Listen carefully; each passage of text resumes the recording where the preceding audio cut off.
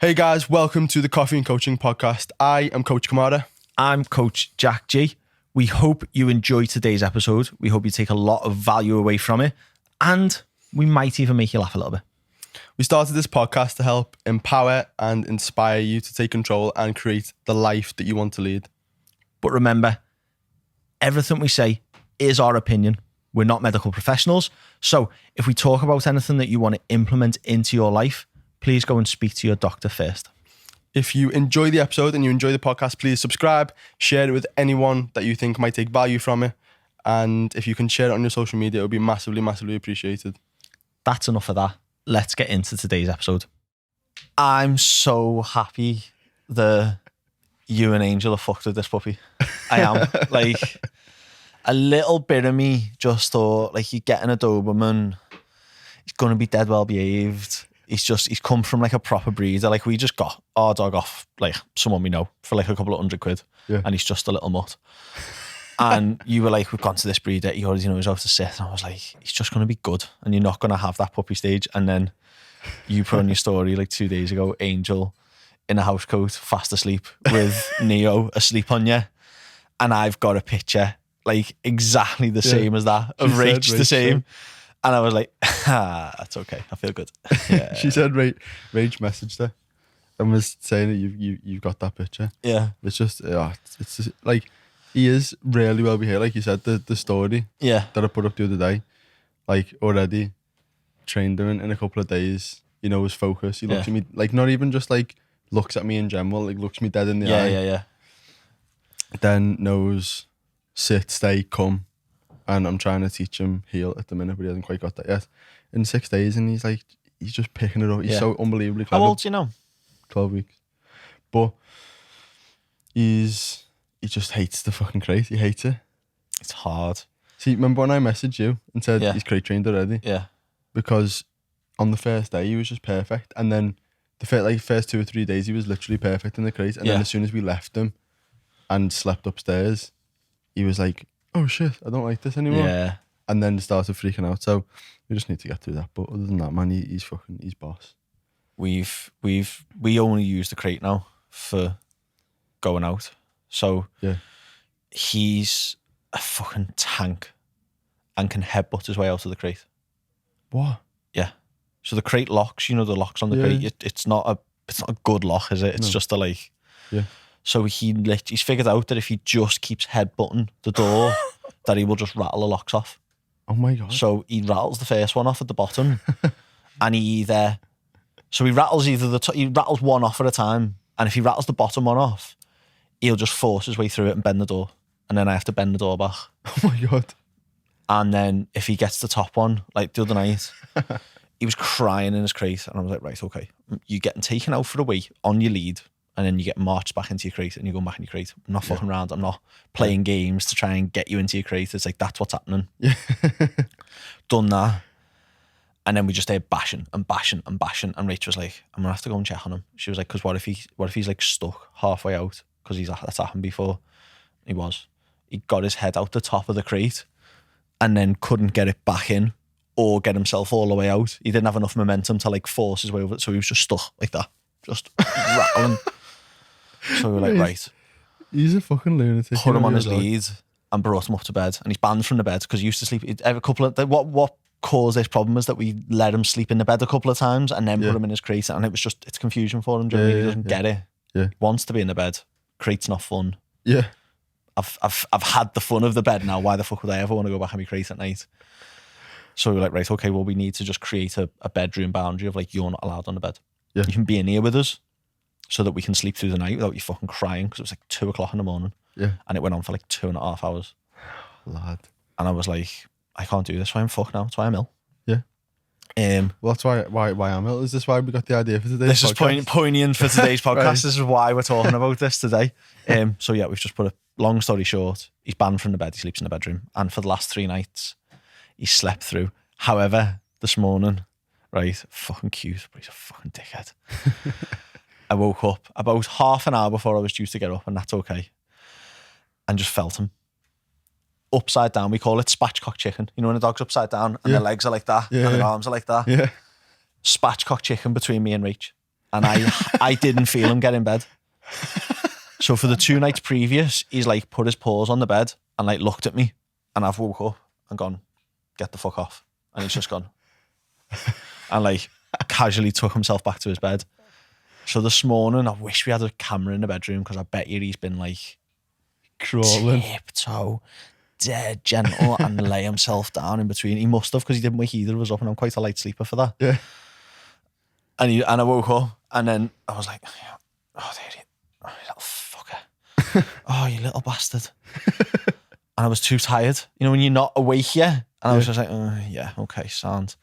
And then I woke up properly just before my alarm and was like, right, he's getting kicked out. Looked down, and he's fast asleep, snoring, looking up at me. And I was just like, I can't throw it out. I can't kick it out the bed right now. Like that, you're just too cute and too comfortable. So he got away with it for like half an hour this morning, but it's not being a thing. Lad, they're funny as fuck, aren't they? But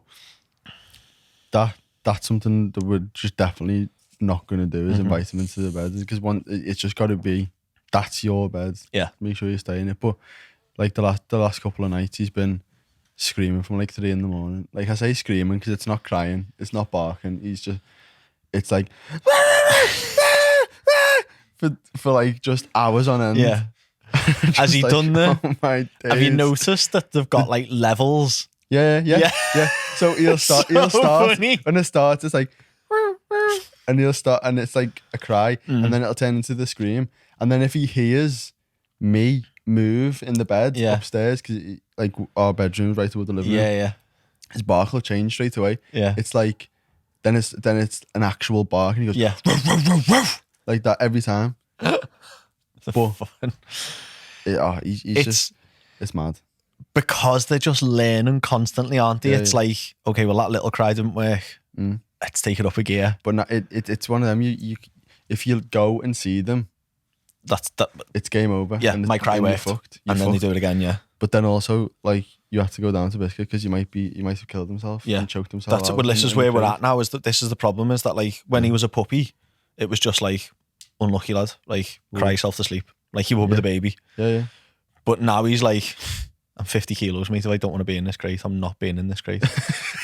Like, well, that's what we've been doing with him so far. But about 2 days ago, it was proper bad. Like from like 3 a.m, just like constant, all just throughout the night. Yeah. And then so we got absolutely no sleep. But we came down in the morning, and like everything was just ripped to shreds. So we got like his bed, a blanket on top of the bed, a towel under the bed, his puppy pads, his toys, like everything was just fucked. And we were like, and there's piss everywhere, shit everywhere. Yeah. And we were just like, oh mate, like that, we can't let him do that every night. So last night, went down, did what you did. No eye contact, no speaking, no nothing. Yeah. Just took him to the toilet, made him wee, brought him back, and then he was fine. Yeah. So hopefully that'll work from now on. We did it in reverse, because everywhere I learned about crate training was like, bring them in the bedroom, on the floor, in the crate, and then move the crate further away. We just flipped that. We were like, the crate's fucking, we bought him the XL crate that he's in now. Yeah. So like, I'll put that in a bedroom. That is the bedroom. It's fucking huge. Yeah. So we like slept on the couch right next to him. I was sleeping on the floor with him. Did, yeah. And then was like sleeping on the couch. And then one of us slept. And then we'd go down and check on him. And then we'd like leave him for half the night and bring him, and then put him in the whole night. And that worked until like 2 months ago. It was Christmas, because we let him sleep in the bed at Christmas, and he was just like, this is the best, I'm not going in my crate again.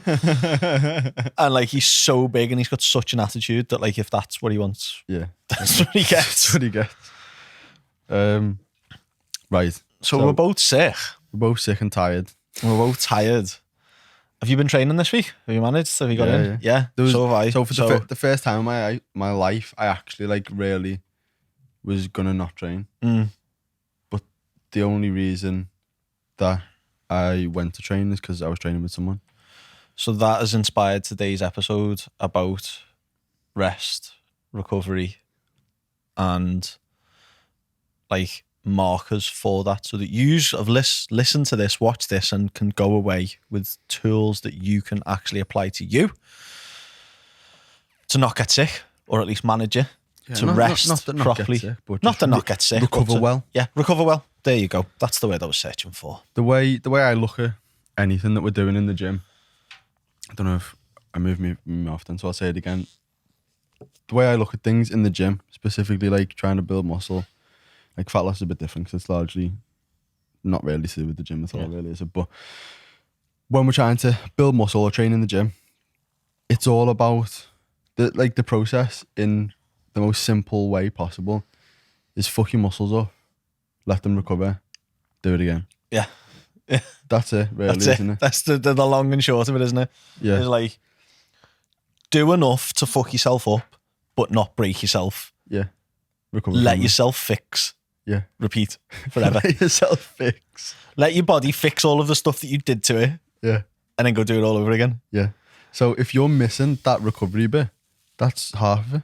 You're missing 50% of what you need. Probably more, because if you think like the damage you do in that 40, 60 minute training session then takes 2-3 days probably to get you back to like, you can't go and train that muscle the next day. You can't go and train it 24 hours. Well, you can. It's not fucking, do whatever you want, but it's not optimal. You could go and do it in the evening, and people do, but it's not going to get you anywhere. Yeah. It's going to probably make you move backwards rather than pull you forwards. So like for an hour's worth of effort, your body's then spending 3 days going, right, let's fix this. Like I always say to you about I picture like my brain and like my consciousness and my subconsciousness as like little workers, you know, like that Disney film where there's there's a little angry one and there's a little sad one. I picture that in my head. That's how I picture like, and it's like our like autonomous systems and like the autonomous part of our brain that we can't really control. Well, we can, but like, you know, like your recovery stuff and all of that kind of thing must hate our consciousness. Like, because our body's sole goal all day is to keep us in homeostasis and to keep us like happy and alive.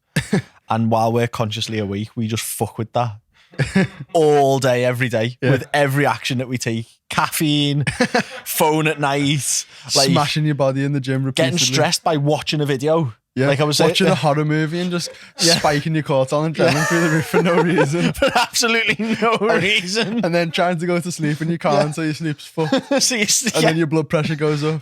And it's just like, your body is just thinking, fuck this. What is this? Why do we let this guy loose? Like, I always picture it like there's a night shift that comes in while you're asleep and takes over from the day shift. And the day shift's like your conscious part of your brain. And they like clock off. Night shift comes into like the brain, like the control center, and just goes, what the fuck did they do today? Like, we've got to fix all this before tomorrow. Like, what have you done? And it is, isn't it, every day? And then like the extreme of that is someone who doesn't care about recovery, or doesn't think recovery is important, or doesn't think rest's important, or the like sleep when I'm dead crowd. Yeah. Which I fucking hate. We said this, that I've got the snippet on the reel from the last podcast, but like, it's a skill. And Rachel's really bad at it at the minute. And I used to be really bad at it, because you don't want to take time off because you feel unproductive. And you know Mark Rhodes, don't you? Put something on a story the other day that about this, and he was saying like, you need to shift your perspective. So he was like, I don't like taking rest days. He's like, I don't, for that exact reason. I don't like feeling, I didn't like feeling unproductive. I didn't like not doing something. So I had to give the rest day a purpose. And it was like, on my rest day, the focus is recovery. It's a rest day. Like, this is the protocol that I do. And I go into it with purpose. So that the next session is even better. And he was like, that shift in my mindset is like, I'm excited for a rest day, because it's like, this is going to get me fucking even better. And I was like, that's fucking sick. Well, remember I don't know if we said it on a podcast, but I'm sure I've said it to you, where one of the lives that I did with my clients was about sort of managing stress and whatnot. And the topic came up of rest days. And one of my clients was like, I don't really want to have a rest day. And I went to him, right, we'll just go and train every single day for the next 2 weeks and see how you feel. And so do you remember that? Have I said that to you? Yeah, I remember you doing that. Yeah, I remember. So obviously, I wasn't on the live, but I remember you telling me about it. Basically, said later in that conversation exactly that. It's like your rest day is there for a purpose, and rest. Like I said to him, rest hard. Yeah. Like do that really well. Like you train hard. Yeah. Well, rest hard as well. Yeah. Like go to sleep, have a nap. Whilst you would normally be training, have a nap. Do some mobility work. Yeah. Get a fucking massage gun and nail your quads with it or whatever. Go and get a massage. Get a bath. Get a Epsom salt bath. Whatever it is. But rest really hard, just in the same way as you train hard, because it's going to be just as productive. So yeah, recovery is massively important, massively underrated when people think about fitness. So today we're going to be speaking about some of the considerations that you need to be making in order to have good recovery. So first of all, I feel like we should probably speak about, first of all, managing the workload as a primary method of recovery, because obviously that just comes first. Like if your workload is unbelievably ridiculous and it's going to be well above and beyond what you're capable of recovering from, even if your recovery process was perfect, it's just that you just fucked then, aren't you? So I've spoke about this briefly on the podcast, but what I like to do when I first start working with someone is work out a baseline level of volume that they can recover from based on how hard I know they can train, their training experience, their level of strength, all of these things. Like if someone's really strong, they've been training for 10 years, they've got loads of muscle mass, their top set of deadlifts for the 5 to 9 is going to fuck them up a lot more than someone who's just started the gym. Yeah. It's going to fuck them up, seriously. So someone like that might be able to take one set and maybe a back off, whereas someone who's to the gym might be able to do 3 sets and still they won't even be touching the sides because they don't have the skill level yet to be able to take it to that level of intensity where it incurs enough fatigue anyway. So like that's an essential part of sort of understanding yourself, understanding any coach you listen to, understanding your clients. Where are they at in their ability to recover from things from the very get-go? Like if you give them a training program and straight away they're just fucked, the energy is gone, they're just psychologically taxed, the motivation for training goes down, like they're just red flags majorly that you're giving them too much. Like it's weird you should say that, because like there's like a weird scale. Do you not think that like, so the reason I say this is because I've just started training my little brother and I'm fucking made up. He messaged me at New Year and was like, I want to get into the gym, I haven't got a fucking clue what I'm doing. Did you put this on your story yesterday? Yeah. I turned up fucking late. And you fucked them up. Well, I didn't in the end. I turned the sound on halfway through. I didn't in the end, but obviously if someone turns up late, you're getting it. Like, I'm fucking turning up late. I don't care if we're related. I don't care if you're my brother. Like, turn up on time. Yeah. He says, and then we turned up late to the podcast today.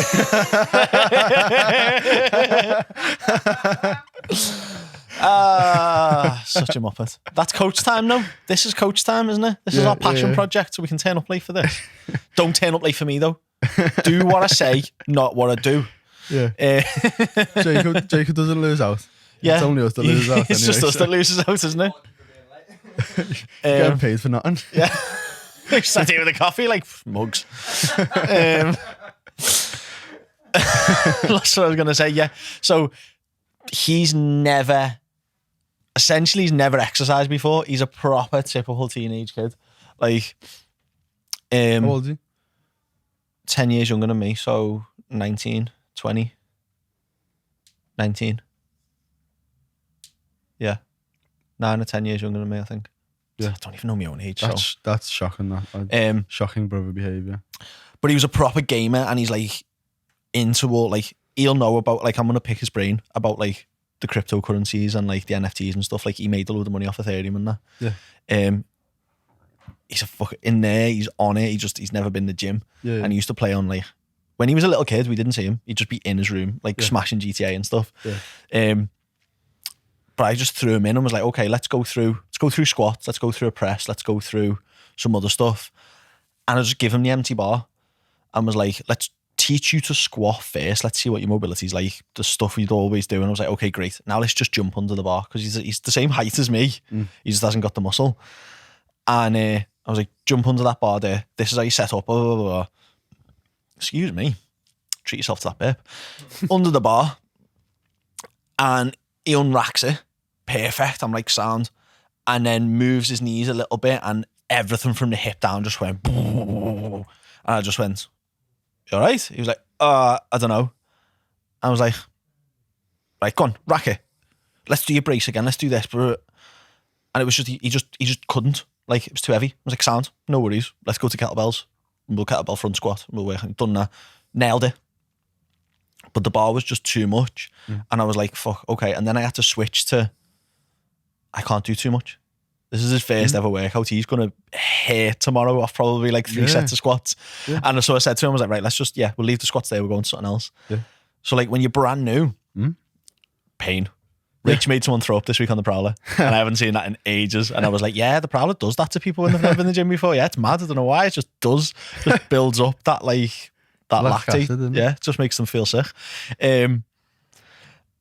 But then when you're in that like middle ground of like gem pop, like, or like early gem pop, because I've classed me as gem pop. I go to the gym like 3 times a week. Yeah. And I'm not an athlete, but like early stage gem pop. Beginner lifter. Yeah. It then tapers off where like they can train quite a high volume because the intensity's not there. Yeah. So it's like brand new, 0 volume, can't hack it. Yeah. Then the volume can skyrocket again, can stay up there for a while, and then you start getting experienced, and then the volume has to come back down because the intensity, the ability to be intense goes up, and it's weird, isn't it? There's that middle ground of, you've been training for a while, but you don't really know what you're doing. Okay, I can smash you with a load of volume and you'll be fine. Yeah. Do you know what? I think, speaking about that, I was thinking from a theoretical perspective over sort of the last probably year or so. And then Mike Israel said it, and I was like, sick. It's nice when someone like that confirms it, isn't it? Yeah. I've always looked at like people who are like massive and thought like, you had like 10 in the tank then, why did you stop? Which is sometimes the case, because you get people like, I mean, like Chris Bumstead is absolutely massive, and it looks like he goes nowhere near failure on every single set that I've ever seen him do, which is just mad. Yeah. But he's beautiful, so you let him off. Yeah, I'll let him off. But then like you'll see like people who train like ridiculously hard, and it looks like they're fucking dying. Do you know what I mean? Like they look like they're dying, but they've got a lot of muscle. But you look at the actual rep and you think, probably had a couple more in the tank there. When you have a higher level of muscle and strength, I feel like in order to like achieving that same level of intensity is a lot more taxing on the nervous system, upon how it feels. So like when you see someone go to like probably a rep where like someone who's relatively new to the gym, they might do a leg press and it starts to slow down a little bit, but they could get another 10 out if they wanted to. Whereas someone who's a very high level or a very advanced lifter, they could go to that same point and be absolutely fucking dying, even though the rep is still not completely reached failure. Yeah. Because the level of actual muscle tissue and the metabolites that are produced and the taxation of the nervous system just to produce that level of strength for that level of intensity is a lot more like, it fucks you up a lot more. Yeah. So like people are dying, but it looks like they probably have more in the tank, but they can't. Yeah. Because they're at such a high standard. There's just nothing left. I think like your own threshold to it as well goes up. So like for me, like the metabolic session I do is the last session of the week, the one I'm due this week again now. It's the only one I've got left, but it's not till Sunday, so I should be well enough to get through it. But I do that and I murder myself, but I don't murder myself like I could do more. Do you know what I mean? If you were there telling me to do another 4 rounds, I'd do it. Yeah. And I'd be okay. I'd be fucked, but I'd get through it. Do you know what I mean? And I do it with Mark or I do it with Anthony, who aren't at that level. Like, and I'm far from a fucking athlete, but in here I'm just a bit like, bit harder. Just keep going. Yeah. Like, just do another one. Like, could be worse. Yeah. And then I see the state that they're in after it, and I'm like, well, I'm actually in that state. Yeah. So I need to recover as if I feel how Anthony looks thrown up in the bin. Do you know what I mean? Like, Anthony threw up in the bin on one of the workouts we've done the other week, and it was like, okay, well, I've done that to my body too. Because we've matched reps, we've matched like intensity. I've probably been pushing a bit harder as well and stuff. So I need to rest and treat it as if that that's what happened to me. It's just that won't happen to me anymore unless I am like if I took myself to throwing up in a bin, my recovery for the next 6 or 7 days would have to be the be all and end all focus of every day. Do you know what I mean? And it can't be. So your tolerance and what you perceive, your perception of your workload goes down. So like yesterday's leg workout, because I've got like fucking tonsillitis or something. I was like, I can't sit in the house all day. I just can't. I need to get out the office. I'll go insane. But I can't go and do a session. I'm going to talk about this today of why training when you're sick is stupid. Yeah. So I was like, well, I'll do something, but not enough to incur any kind of like, and that's going to impair my immune system to recover from whatever is going on. So I went in and just done some stuff like proprioception stuff and balance stuff and worked on like the weaknesses. And even that, I was like, I'm getting a sweat on. So I was like, I need to back off this. It doesn't feel hard, but like I'm sweating, so it must be. I think what you said there about Anthony and like sort of what I was saying, I feel like I couldn't find the words before, but like when you see someone really strong and they're taking it as close to failure as they possibly can, but your session might look like you were okay with it, whereas Anthony was just fucked. Yeah. And someone with that unbelievably high level of strength might look like they've got another one in the tank, but it's got nothing to do with what the actual set really looks like. It's more about the stress response that's actually triggered inside the person. So for you, although you did exactly the same stuff, you've obviously got a higher lactate threshold than Anthony does. Your body fat's probably lower. Like your cardiovascular system's probably in a much better place. You've got more muscle mass. Yeah. You're just in a much better position to be able to handle that level of workload, so you can handle it without creating the same stress response. His stress response was so high that he threw up. Yeah. Whereas, so it's just about understanding your tolerance. If you're, again, going back to it, the original point is if you're unbelievably strong, you'll be able to create a much greater stress response by working hard than someone who can't work hard. Than someone who doesn't have the capacity to be very strong and perform to a high level. This is why we always laugh when we see people in the gym who we know are like very experienced lifters doing like a 2-hour workout with like a metric fuck ton of volume in it. I said, well, you're not actually working that hard then, are you? No. Like your workout's not that hard. It is, because you're in there for 2 hours and doing anything. Yeah. Anything physical for 2 hours is tiring. It's taxing on the body. But you've got the muscle mass, the like technical ability and the strength and performance abilities to crush all that down into about 40 minutes.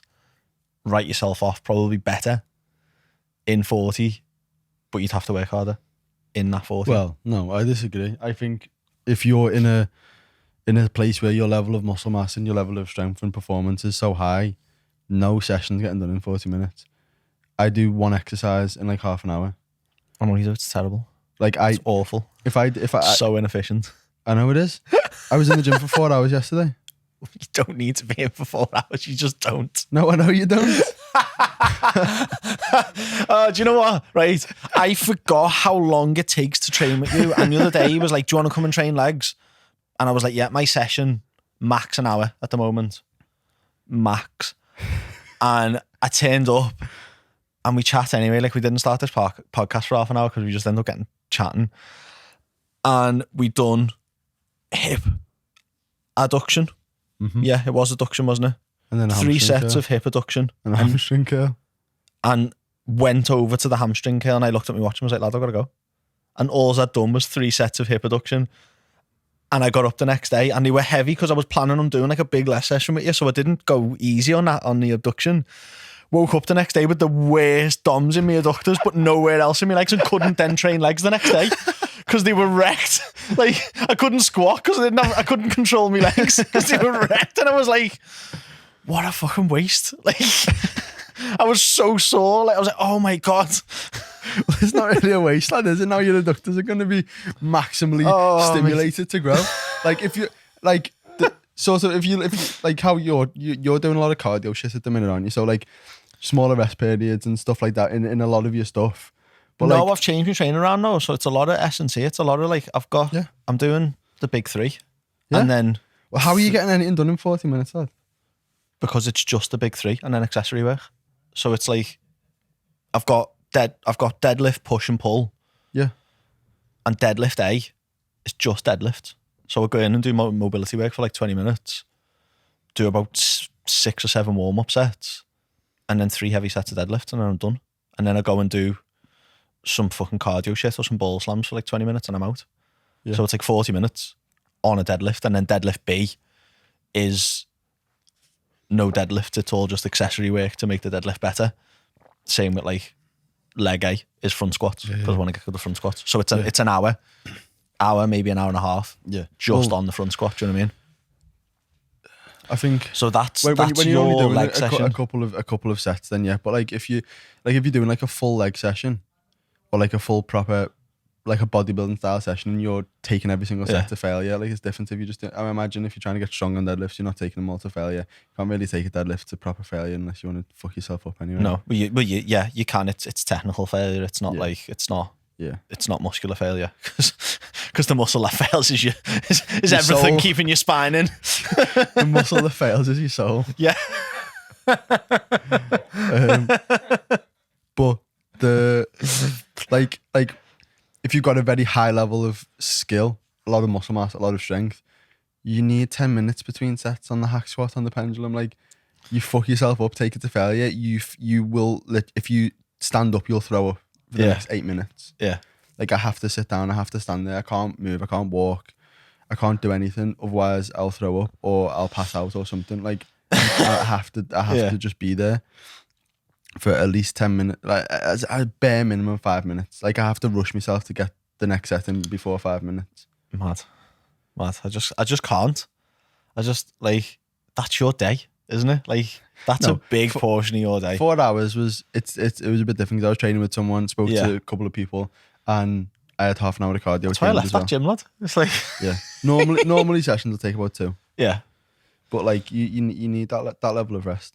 But a 4 hour session in itself is taxing, which we should probably speak at some point about recovery and stuff. We probably should, shouldn't we? I was on my phone before because I wanted to get this post up by Paul Mort. Not Paul Mort, Paul from the Muscle Mentors. And it's Dan John's 4 quadrants of diet and training. And it's like the layout of like a more ideal layout if you're planning on like a dieting phase. Yeah. If you're going to have a really fucking tough diet, your training can't be tough because you just don't have the recovery capacity. Maybe we should define what we mean by tough, because it should be tough. It shouldn't be. No, obviously you're trying to, but like when I'm talking about like the extremes. So like spoke to someone this week and they were like, they want to get in the best shape they've ever been in. And I was like, yes, let's fucking do this. And they were like, sound, well, I'm going to these classes. I want to do the weight stuff with you. I want to do swimming. I want to do this. Mm-hmm. And they were like, do I need to do all that on the same day? I was like, no. And I get it. But like, we're trying to change like your aesthetic first and then performance second. That's your food. We'll do that with food. So you don't need like people who go and do cardio, like, or do 2 classes a day. And they're quite intense classes. Like we were saying, as someone who's oh my God, like novice, like average gym goer. And that's when you burn out. Like you can't maintain it for a certain period, and then there's just that drop off, isn't there? There's that like your MRV. And you hit that a lot sooner. Yeah. And it's finding that balance, isn't it? Like, yes, it needs to be intense enough for you to maintain muscle mass potentially wherever you are in your lifting ability, potentially gain some muscle tissue. But also it can't be like if you're on like, if you're trying to lose like £2 a week, £3 a week, £4 a week, you can't be doing like a heavyweight session and then a hit workout to finish and then going for a run and doing 12,000 steps and then going to work. No. Like I had the conversation. A lot of my clients also play sports as well. Yeah. So I had the conversation with someone the other day who just signed up, and it was the first setup call. Oh, sorry, the first check-in, but we did a call instead. He was struggling with a few bits, and he was you're playing football, but then also training on the same day, then going straight to football, and it's just like that. Like people don't understand the ramifications of that. Yeah. Like if you go and smash yourself in the gym and then go straight to football, that's first of all from a actual adaptation standpoint is terrible because you're pulling your body into completely different directions within the very short period. You're trying to tell it to build muscle, but then also trying to tell it to aerobically adapt. It's like two completely different things. So first of all, that's why it should never be done. But then second of all, is like the amount of fatigue that will be incurred on that day. Not only is your calorie deficit going to be immense on that day, and if you're trying to create a surplus, it won't be a surplus anymore. Yeah, because unless your training day food, if you're doing 2 sessions, unless you've specifically planned for that and your food's astronomical on that day, like you're just going to be fucked.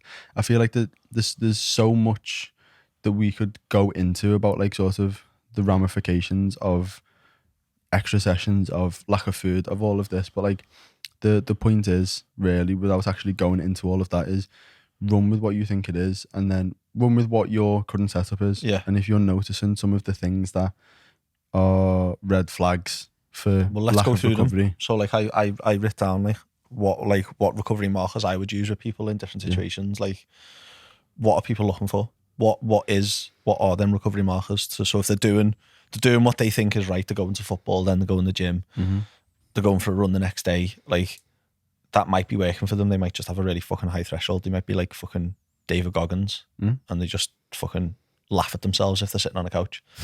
Like, what are you doing, you little bitch? Get up. Do you know what I mean? Like, it might be that's what they are, but what do they need to look for? Because even David Goggins is looking at his fucking recovery, his recovery, isn't he? Is he? He's probably not. He's probably not, is he? He probably doesn't need to recover. He just tells his body to do more. That's his recovery. His recovery is standing in the mirror, calling himself a little fucking bitch. Did you see his birthday message to Joe Rogan? No. Joe Rogan read the text out and it was, oh mate, you need to find it because I'm not going to do it, mate. But he's like, Joe, you've been on this earth for 43 fucking years. You're a fucking bitch if you're sitting on the couch just because it's your fucking birthday. Just because you think you've been born today, you get to sit around and be fucking lazy. Get the fuck up and go do shit. but that Joe was a good impression. Joe reads it out on his podcast in a Goggins voice and I had like tears in my eyes because it's like the actual message that he sent him. Yeah. Oh, it's so funny. But yeah, so what recovery markers are people looking for? Well, I mean, there's loads. Specifically, like in the gym, the most obvious one is your numbers are going down in the gym, or they're not going up at the rate you want them to. So if you're, first of all, if you're not tracking your lifts, you should be. Yeah, that one's a tricky one because I just want not a tricky one, but like if you know what you usually progress at and they're not going up as you expect, then yeah. But some people just be like, well, I should be able to lift 3 plates more today. Do you know what I mean? Is that like... Well, yeah. There's that part of it as well. But yeah, you need to understand what you usually are progressing. Progressing at, and if it's not that, then yeah. Yeah, I mean that's sort of one that's a whole episode in itself. It's just rates of progression. But like, if your progression in the gym is not consistently going up, then again, there's so many caveats to this conversation. I feel like the biggest one for should have planned this better, but definitely should have planned this better. But if you like, you're gonna hit plateaus and stuff, so it's gonna slow, and your programming should your programming timeline should account for that, and there should be escalations in volume, de-escalations, and that is sort of a separate thing. But if you're week by week not getting stronger when you've just introduced a new training program, for example, you've worked out your baseline level of training volume, something you can recover from, or you think you can recover from, and after week 3 your lifts aren't going up and actually potentially they're coming down, or you're noticing other things like your performance is just like worse, like maybe you just feel a lot more fucked with the same weight and the same reps, like it was a lot harder, the intensity, it felt harder. Like these things are blatant signs that there's something that is going wrong with that simple equation that we said at the start. Fuck yourself up, recover, do it again. Like by the time you get to the do it again, you should be able to fuck yourself up more. You should be able to do more. So if you're getting to that point and you come into the same session next week and you can't do more and you can't progress and you can't be stronger, you can't do what you should be able to do now, that's a sign that something in your recovery is incorrect. Yeah, I think there is so many different little avenues that you could go off because like if you hit a plateau, it might not necessarily just be your recovery and there's so many things we could go and we'd need like a 6-hour podcast. So I think for people listening, the best way for us to do this is like, what's the extreme? So like the extreme in a performance standpoint is that your numbers are going down. Yeah. And it's like, okay, yeah, now I know 100% okay, recovery is a factor in that. Yeah. Because if you're that's what I think we should use for today is like, okay, what has to happen for it to be a red flag of okay, yeah, recovery is part of that. There'll be other things involved in that. But we know if your numbers are going back, okay, recovery is one. Your sleep quality, again, there's a ton of avenues as to why your sleep quality could be bad. But if it just all of a sudden, after like 3 weeks of training, you're like waking up, done in, exhausted at the end of the day, waking up during the night, let's probably look at how much you're doing and why you're not able to get enough sleep in that window. That, again, big red flag of recovery. That also works the opposite way as well. Because if you're...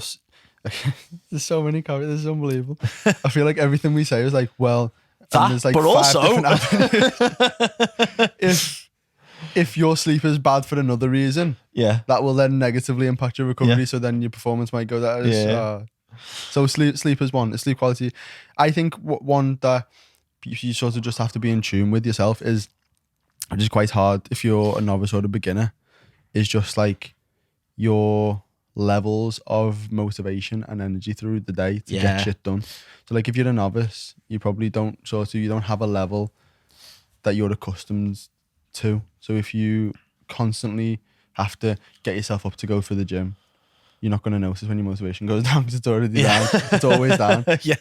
But if you've just started the gym and you're not a big fan of it, but if you generally like enjoy going to the gym, you usually feel motivated on the way to the gym, and you notice a couple of times over the last week or month or so you've been going, you're like, oh, I fucking can't be arsed today, and it's just you're not really as inspired as motivated as you normally are. That's always a big one that I notice. It's just the psychological aspect of it as well, because there's obviously physiologically, if you're not recovering, there's ramifications of that which lead into psychological changes that you'll be able to perceive if you're in tune with yourself. Yeah, definitely. Sickness is a big one, and again, it's one of them ones with a million avenues off it. Whereas, like, if you're not recovering enough, you'll get sick. But also, if you're sick and you don't recover, then your performance will go down. And it's both ways, isn't it? So, like, that was the big one for me yesterday. Is like, I'm ill, and what I say to most of my clients is that if you're ill, like if you're sick, just rest, because that's what you need to focus on, is the rest.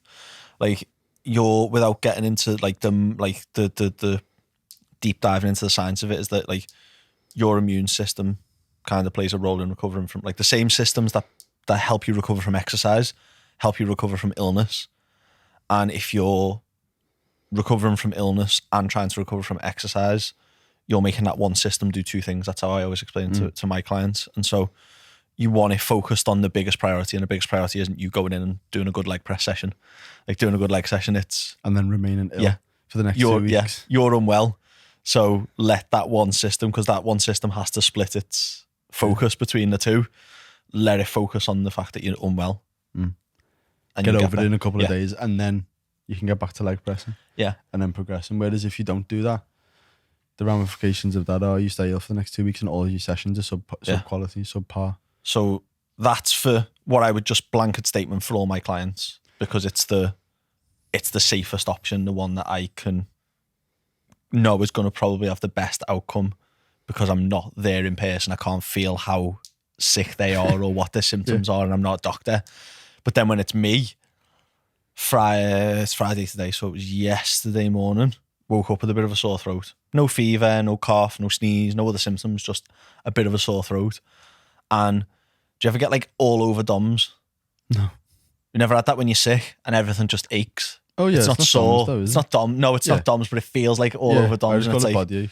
yeah, like body ache. Where you'll like touch something and go, ah, fuck. No, not even And that. Like hurts. me traps and me upper back hurt like I'd done deadlifts, but I hadn't done any back exercises.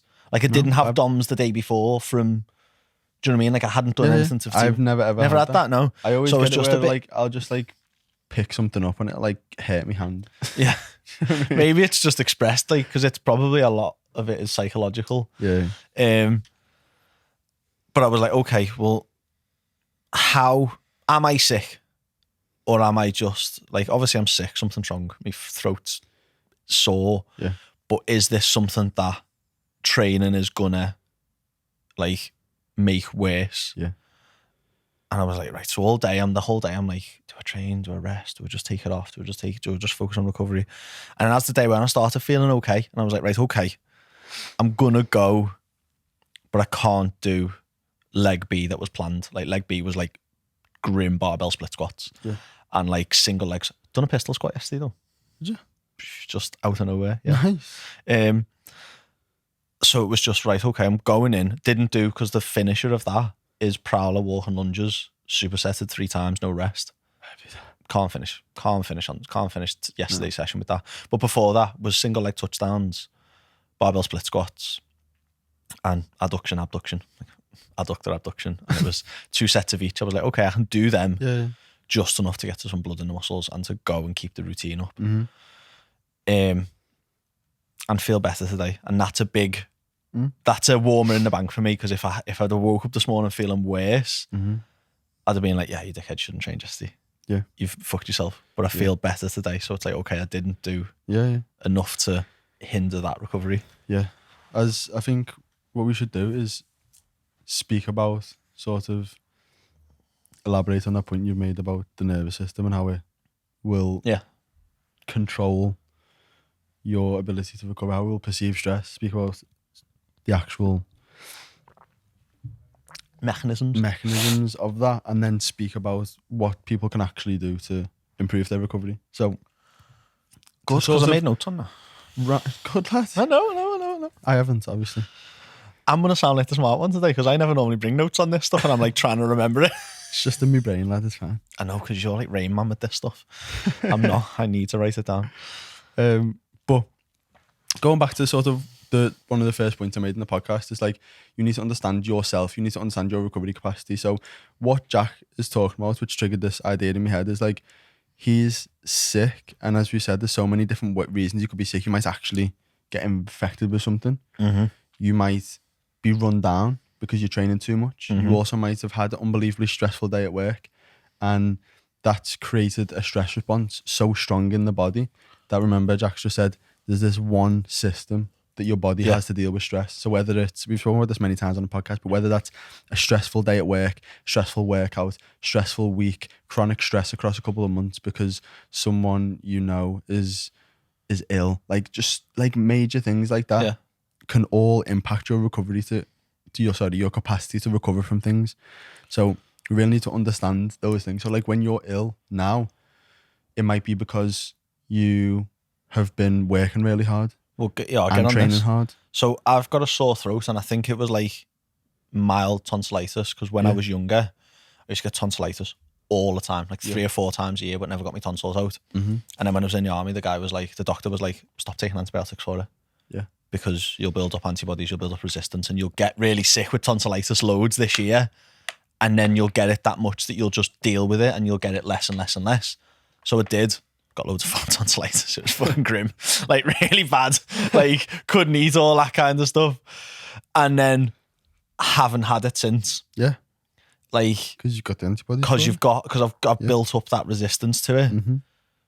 But then, like you're saying, your immune system is then suppressed because your recovery is down for whatever reason. So now the tonsillitis that I would normally, when fresh, my body would fight off. I'm immune suppressed. With other stuff. Is preoccupied with all the other stuff, and so that's probably what this is that this is tonsillitis that I can fight off on a good day, on a normal day. Yeah. But because of a load of other stuff, the dog waking me up and making me lose sleep, probably the biggest one. Because 1 hour loss of sleep reduces your immune response by 70%. Does it? Fuck. 1 hour. And I lost two nights in a row. So it's that. Well, I probably lost about 8 over this week. So that. Yeah. But it's like that. It's your sleep. It's how hard you're working. It's how hard you're working in the gym. Like I don't know if you ever experienced this, but like I've put big dirty leg sessions in before and then been ill for about 3 hours after it and then been fine afterwards. Yeah. Because it created such a stress response in my body that it's my body's been like, fuck, let's use our immune system to deal with this level of stress.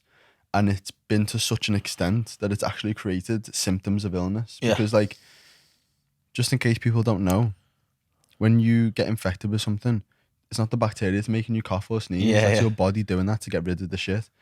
So it's just because you've got such a strong immune response to that thing. Your body's like, right, we're probably going to be killing off all this stuff. Let's cough it out. Let's sneeze it out. All that stuff. So, even the fever, like feeling hot, is your body increasing the temperature. Increasing the temperature to try and essentially melt whatever it is that's infected you. It's not that. Not melt it. It's trying to heat it up so much. It's trying to create a hot environment that this infection can't survive in. No, it's not. It's not that. It's so there's more kinetic energy of the stuff that's going on, so chemical reactions happen quicker, so you'll be able to produce a better immune response and produce more cells, and everything just in the body happens a little bit quicker when things are hot. So it's just effectively just speeding up the process. But bacteria and shit will be able to survive in the same conditions that we will. We wouldn't make ourselves too hot so that we'd die, and even if we did, probably the bacteria would be chilling as well. You know what I mean? It does on certain things. It does. Oh yeah, it might do.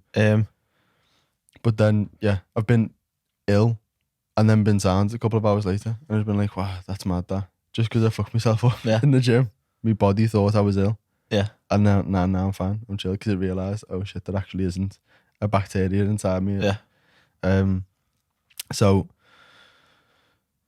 understanding how your life is and understanding that your recovery capacity is fluid. So if you've got a new dog and you've got like you had no sleep all week, then your capacity to recover, your capacity to recover has diminished, and other things like that. So, and then as we said, go through sort of some of the red flags. What did we say? We said if your sleep quality's gone to shit, your motivation's just absolutely in the bin, your lifts are going down, other things like that. Obviously, there's a much more extensive list than that, but they're just some key red flags.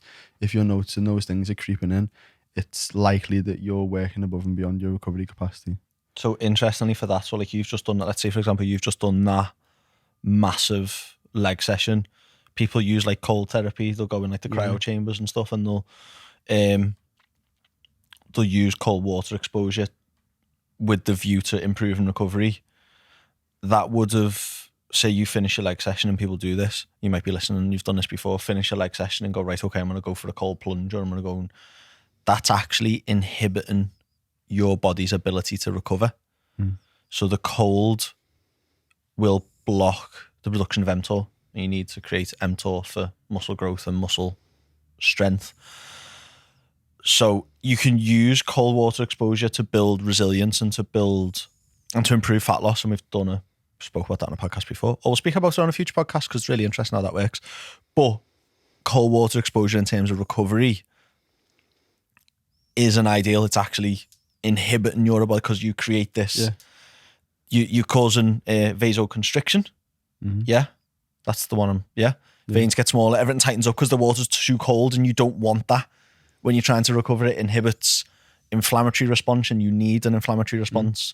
You're effectively like going to the very first thing that we said, that coming back to that simple analogy, fuck yourself up, recover, do it again. You're almost breaking the fuck yourself up and recover thing. Like you might fuck yourself up and achieve 100 arbitrary units of stimulus. By getting a cold shower or a cold bath, you're reducing that to 70. Because all of the stimulus, like mTOR, like the lactate that's going to be flushed out when you vasoconstrict, all of these things need to be present. They need to be chilling around the muscle so your body receives the stimulus to get it, receives the stimulus to actually adapt. So when you do that, all that shit gets flushed out. The response doesn't happen in the same way. So the goal really for you post-workout is to get back, is to cool yourself down, because your performance goes down when you're hot. Like the closer you can stay to your rest and body temperature, the better you'll perform. Even during training, you've done this, haven't you? It's really good. We'll talk about this in a second. But like post training, cool yourself down, but to not room temperature, but like your rest and body temperature. Yeah. And the quicker you can do that, the quicker you flick on your body's recovery response. Mm-hmm. If you go past it and go too cold, recovery response switches off. Yeah. If you don't cool down quick enough, it doesn't switch on at all. Mm-hmm. So if you finish training and you're something like in a really hot country or a really hot house or a really hot car or whatever, you're not going to get into that until you cool down enough for it to start recovering properly. And then if you go too cold, like you've got to walk home from the gym and it's fucking freezing. Again, inhibiting it. So the quicker you can get to that normal body temperature. But without, because obviously jumping in cold water is going to snap your body temperatures down, but that's not what you want. You don't want a quick, like, shit, it's cold, because then your body like has like a knee-jerk reaction to that, and like it will actually try like, to hold on to heat then. Try and hold on to heat, which is the polar opposite of what you're trying to do. So it needs to be like a nice... Yeah. So one of the things I do with my clients is just, like we'll speak about some of the things. I don't know what you've got written down as like your recovery sort of... Well, I've just got 2 snippets from 2 studies to do with the cold exposure and performance, because they were mind-boggling. Yeah, they're crazy. I've actually tried it. Have you tried it? No. I've seen you do it though, and it works. It's fucking mad. So we'll come to that in a minute. But like some of the things that I tell my clients, one of them is a couple to be breathing, some psychological stuff to bring yourself into a relaxed state post training. But one of the things I say is just keep warm, and it's not to be like stay hot. But it's like, if you're going for a walk, for example, walking home from the gym, put a hat on, put a coat on, let your body temperature drop naturally. If you're like coming out to the gym with a t-shirt on and you're sweating and you're dripping in sweat, and then you step out into the cold, your body temperature's gonna drop too low. So just staying warm and letting your body temperature drop naturally. It's gonna do that anyway, unless you purposefully try to stay hot or try to get cold. It's gonna revert back to you could use that to your advantage, couldn't you? Like if you know, if you've got to walk home and you know it's cold outside and you're sweating your tits off, like get outside, let that come down, but jump on the warm stuff before it gets to that. When you start feeling okay, and I'm getting a little bit comfortable now, start wrapping up before your body, because you're gonna have to start getting warm before you're too cold. So you can use that, but that's like. And this. Have you ever studied Epoch? Do you remember Epoch from A-level? Yeah. Was it A-level? Did you do A-level P or was it GCSE? No, I started learning about Epoch when I started doing this. Oh shit, yeah. It's in the PT course in it as well. Yeah. So like... And it's a really horrible acronym. Do you not think? Yeah. Epoch basically is post-exercise oxygen consumption. But it should be EPOC. Yeah, really. It should be. Because post-exercise is double-barreled. It's just a P. Yeah, it shouldn't. I don't think it should have that E at the start. I just think it should be P-EOC, because it's post-exercise oxygen consumption. That's what they're talking about, isn't it? Should just be POC. But I know there's an exercise in there, and I know there's excess in there when I'm trying to remember it, and the E's in the wrong place. So it's like, what? Like, who made that? Yeah. So basically, very briefly, what that is when you start training, there's a certain point where your body needs oxygen to be able to produce energy, produce muscle contractions and all of that stuff, but you need it immediately, and your body hasn't yet had the stimulus to increase breathing rate, to increase heart rate, to deliver the oxygen to the muscles that need it. So they have to work for a little bit without oxygen, and that debt is called oxygen debt. So they're effectively creating energy without oxygen right now, but later the oxygen needs to be delivered once the exercise is finished back to those muscles in order to remove some of the hydrogen ions, some of the shit that was basically produced as like a trade-off for the fact that you have to produce energy without oxygen. So anaerobic respiration will make some, anaerobic basically means without oxygen, will make some shit that basically needs to be removed. Yeah. That can only happen at the end. When you finish exercise, you will notice that if you'll finish a hack squat or something like that, and you'll hold your breath throughout and you'll be fine. And then like about 30 seconds later, you'll start going, and you'll be fucked. It's because your body's like, it's just used loads of, it just produced loads of energy but through anaerobic respiration without oxygen because you were holding your breath the whole time. That debt has to be repaid. So you start breathing hard, get oxygen in, and the oxygen can displace some of the bullshit that occurred in your quads. So that's effect, like very, very simply, that's what it is. But there's a fast component and a slow component of EPOC, and the fast component is basically like once you finish the set, get the oxygen to the muscle, get rid of the fucking lactate, get rid of all the carbon dioxide that's been produced, like just the immediate stuff that has to happen right now. Flush some fucking enzymes in, get some blood sugar to the, like just the basic shit. That is helped by keeping your body temperature at that nice point. As I said before, if you have the body temperature in the correct place, kinetic energy is high within the shit that's going on inside your muscle. So processes happen quicker. Yeah. If you're like I don't know if you remember it from physics. Do you know what I mean when I say kinetic energy? I'm trying to find a normal way to explain. Yeah, but I only find that like know it as that. If something's hot, it has more energy. So it's more likely to.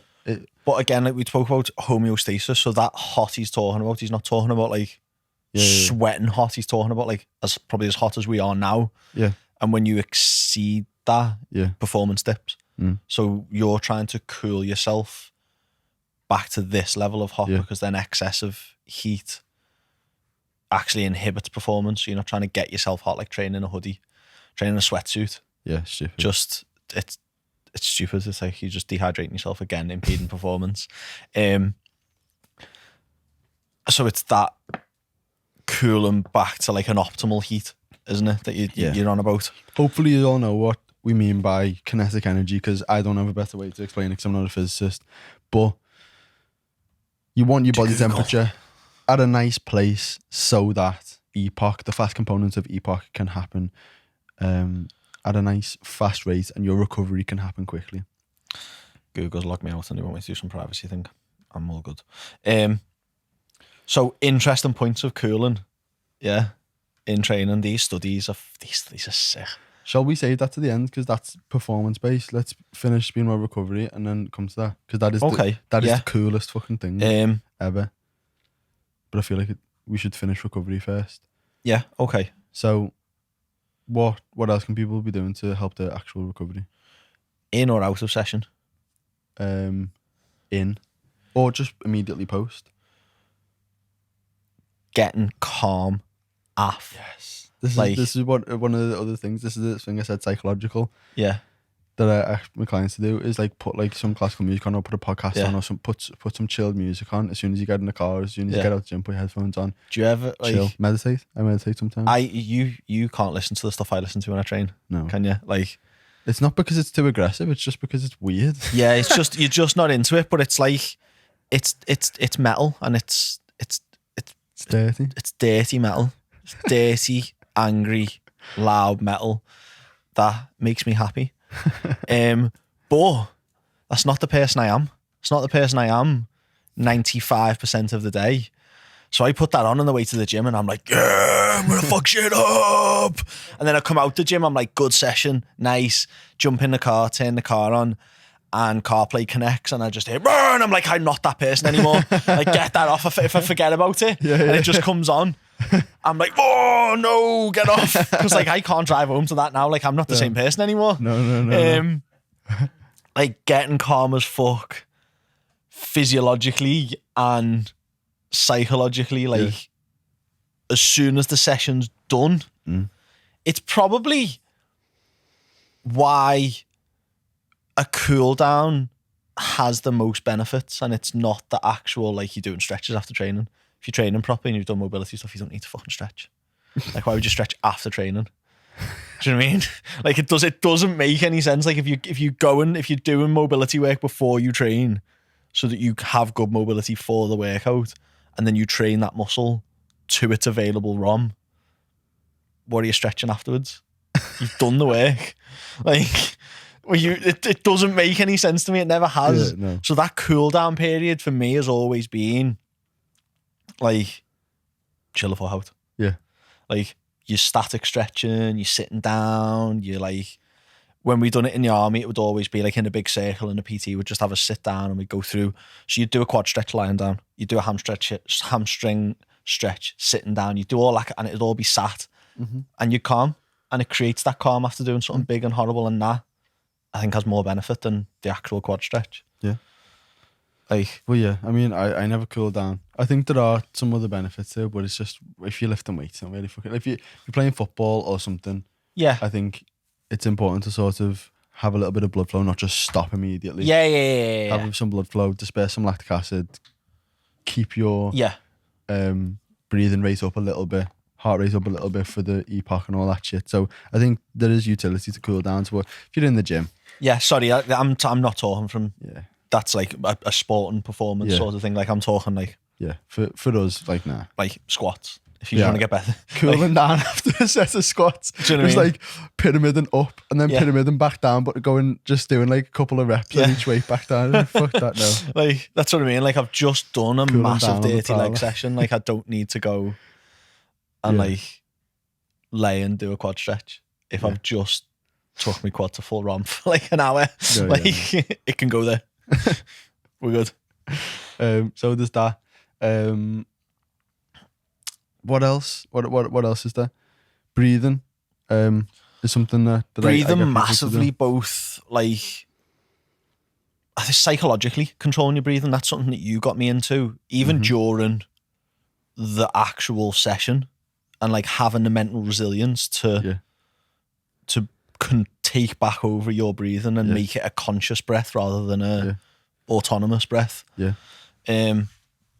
So for like this, I'm going to try and explain this very quickly. It's quite a difficult concept for people to grasp at first. But when you breathe in oxygen, it is taken up by red blood cells and delivered to the muscle. Red blood cells are also responsible for dealing with carbon dioxide. And if you have very low levels of carbon dioxide in the blood, if you imagine each hemoglobin on a red blood cell can hold 4 oxygens or carbon dioxide. So if you've got loads of carbon dioxide in the blood, that's your body's number one priority. Get that the fuck out of the body. All the red blood cells will take up the carbon dioxide, take it to the lungs so you breathe it out. As a result of that, oxygen is left in the blood. Yeah. It has to be dropped off somewhere, and so that the body can pick up carbon dioxide and take it to the lungs so you breathe it out. And it has to get dropped off at the muscle. So in order for you to actually deliver oxygen to the muscle, you need loads of carbon dioxide in the blood. You need higher levels of carbon dioxide to actually deliver the oxygen to the muscle. There's a difference between having oxygen in the blood and oxygen in the muscle. Yeah. So ways that you can actually deliver more oxygen to the muscle, faster epoch is, and therefore improving recovery, is to allow carbon dioxide levels to raise in the blood by nasal breathing and not taking big massive breaths out.